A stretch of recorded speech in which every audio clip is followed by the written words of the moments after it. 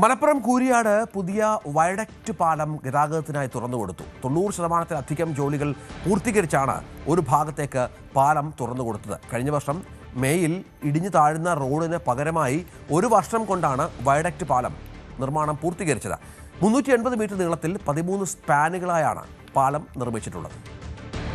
കൂരിയാട് കഴിഞ്ഞ വർഷം നിർമ്മാണത്തിന്റെ ഇടിഞ്ഞുതാഴ്ന്ന ഉയരപ്പാതയ്ക്ക് പകരമായി പുതിയ വയഡക്റ്റ് പാലം നിർമ്മാണം പൂർത്തിയാക്കി ഗതാഗതത്തിനായി തുറന്നുകൊടുത്തു. കോഴിക്കോട് ഭാഗത്തേക്കുള്ള പാലമാണ് ഇപ്പോൾ തുറന്നിട്ടുള്ളത്. 90%-ലധികം ജോലികളും പൂർത്തീകരിച്ചാണ് ഒരു വർഷത്തുകൂടി വാഹന ഗതാഗതം അനുവദിച്ചത്. ബാക്കി ജോലികളും യുദ്ധകാലാടിസ്ഥാനത്തിൽ പൂർത്തിയാക്കി ഇരുവർഷത്തേക്കുമായി ഉടൻ തന്നെ ഗതാഗതം അനുവദിക്കുമെന്ന് KNRCL അധികൃതർ അറിയിച്ചു. തൃശൂർ ഭാഗത്തേക്കുള്ള റോഡിൽ ഏതാനും മീറ്റർ പ്രവൃത്തി കൂടി ബാക്കിയുണ്ട്. കൂടാതെ റോഡുകൾക്ക് നടുവിൽ 10 മീറ്ററോളം കോൺക്രീറ്റ് ഭിത്തിയുടെ നിർമ്മാണവും ശേഷിക്കുന്നു. ഇന്ത്യ ഒട്ടാകെ ചർച്ച ചെയ്തൊരു വിഷയമായതുകൊണ്ട് NHAI ഇതിൽ ശക്തമായിട്ടുള്ളൊരു ഇടപെടൽ നടത്തിയിട്ടുണ്ട്. കാരണം NHAIന്റെ ഒരു പേരുദോഷം കളയാന്നുള്ളത് NHAIക്ക് നിർബന്ധമായിട്ടുള്ള സംഭവമാണ്.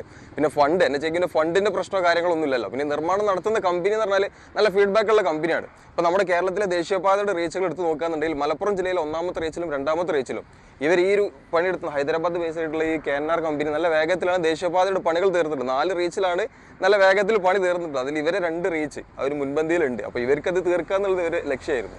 കൂരിയാട് അടിപ്പാത മുതൽ കൂരിയാട് തോടിന് മുകളിലെ ആദ്യ പാലം വരെ 380 മീറ്റർ നീളത്തിലാണ് പുതിയ വയഡക്റ്റ് പാലം നിർമ്മിച്ചിട്ടുള്ളത്. 13 സ്പാനുകളും അവയിലായി 24 തൂണുകളുമുണ്ട്. പാലത്തിന് ഒരു സ്പാനിന് 30 മീറ്ററാണ് നീളം. ഇരുഭാഗത്തേക്കും 3 വരെയുള്ള 2 ഭാഗങ്ങളായാണ് പാലം നിർമ്മിച്ചത്. 2025 മെയ് 19-നാണ് കൂരിയാട് നിർമ്മാണത്തിലിരിക്കെ 6 വരി പാത തകർന്നത്. ഇരുഭാഗത്തും ഭിത്തി കെട്ടി ഇതിൽ മണ്ണു നിറച്ച് നിർമ്മിച്ച ഉയരപ്പാതയ്ക്ക് 40 അടി ഉയരമുണ്ടായിരുന്നു.